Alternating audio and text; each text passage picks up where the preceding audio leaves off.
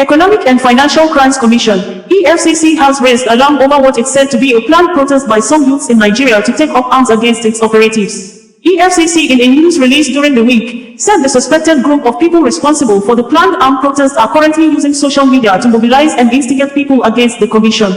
EFCC chairman, in another news release on Thursday, explained why Nigeria banks are not issuing credit cards to customers in the country, adding that the banks only issue debit cards due to poor rating of Nigeria as a result of cybercrimes.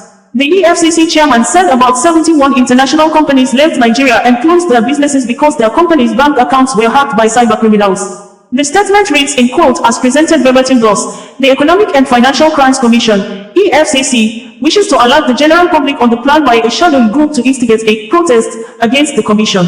In the last couple of days, the group has been actively campaigning in the social media, recruiting impressionable young Nigerians, including students, to take up arms against the EFCC. This insidious campaign is being promoted as resistance to the operational activities of the commission, especially in respect of the enforcement of the laws dealing with cybercrimes.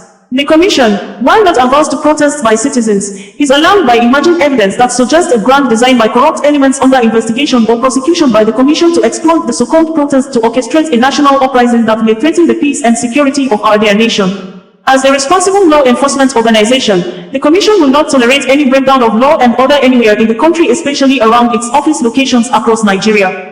EFCC, working in concert with sister security agencies, is therefore taking necessary measures to deal with possible threats to the peace and security of Nigeria. The commission, however, appeals to parents, guardians and heads of tertiary institutions to take responsibility in ensuring that the wards are not recruited to be used as cannon fodder in a proxy war against the commission by vested corrupt interests. The war being waged by the commission against corruption and cybercrime is to protect the future of the youth of this country.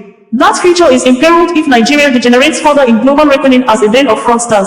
In another news release on Thursday, EFCC said the executive chairman of the Economic and Financial Crimes Commission, EFCC, Mr. OsazuwaAkonedo, was on Wednesday, July 12, 2024, conferred with the Man of Valor Award by Global Peace Movement International, GPMI, an international organization with presence in 27 countries. 2 other awards, Winner and Torchlight Awards, were presented to the EFCC's boss. Presenting the awards to OsazuwaAkonedo at the EFCC's corporate headquarters in Abuja, Dr. Mike Oyi, President, GPMI, who came to the EFCC's headquarters with a large delegation of local and international officials of the organization, disclosed that the EFCC chairman was unanimously chosen for the triple honor because of the new dawn his leadership has brought to the country's anti-corruption fight.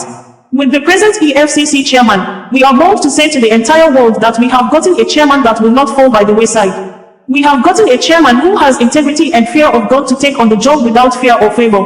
And that is why he is qualified for the Global Peace Movement Awards. We explained that OsazuwaAkonedo is one public official giving his all to Nigerians, standing in the gap and inspiring confidence within and outside the country. I am presenting these awards to the EFCC chairman who has done so well for Nigeria. A lion that is not making noise. He has made Nigeria proud, and we Nigerians at home and in the diaspora are proud of him, he said. In his response, OsazuwaAkonedo, while dedicating the awards to the commission, expressed appreciation of the management and staff of the commission to GPMI. He pointed out that everyone that identifies with the EFCC in its bid to tackle the menace of economic and financial crimes is a corruption fighter. On behalf of the management and staff of the Economic and Financial Crimes Commission, I would like to thank you very much for the honor that you have done to us. I want to tell you that we would not take the honor for granted. We are going to improve on whatever that has led to this. Everyone who identifies with our mandate is a corruption fighter. While bewailing the scourge of corruption in the country, OsazuwaAkonedo promised not to disappoint Nigerians and not to spare the corrupt. According to him, for every 10 nairas the EFCC recovers, more than 50 nairas has been stolen, and for you to recover that 10 nairas, you need approximately 2.50 thousand nairas. To this end, he restated the commitment of his administration to the pursuit of preventive frameworks to tackle corruption. We decided to go by the way of prevention, and I set up a Directorate of Fraud Risk Assessment and Control, FRAC. With this directorate, we are going into MDS and monitor real-time the implementation of budgets. As money is being released, we will be tracking it, he said. He acknowledged the political will of President Bola Ahmed Tinubu to fight corruption, stressing that the president is not interfering in the works of the EFCC. If God has not brought someone like President Bola Ahmed Tinubu who gives us free hand to do this job, imagine what would have happened to our system. There is so much to be done, and somebody must do this job. Let us come together to give Nigerians the benefit of good governance. He restated that no shade of economic and financial crime would go unaddressed under his leadership of the EFCC. We will do the mini, we will do the mega. If you don't do the mini will become the mega. Some of these people stealing money in high places started from the local governments. They started as leaders of associations in schools, where they stole money and they did nothing to them and it became part of their lives.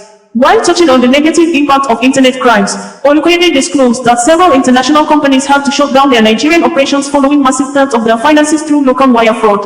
In 2022, we lost over $500 million in our economy to Yahoo boys. The statistics are there. In the same year, about 71 international companies left Nigeria because they hacked their accounts. We can't get credit cards in Nigeria because of our poor credit rating because of the activities of these cyber criminals, so the best we can get is debit cards. Do you know that there are some international merchants that you cannot use Nigerian cards on their platforms? Display your green passport outside the country and see if they will not take you aside and search you thoroughly, he said. The EFCC was charged Nigerians to fully embrace the fight against economic and financial crimes in the overall interests of the nation. EFCC statement ends in quote. OsazuwaAkonedo, bringing you the news in a more digital way.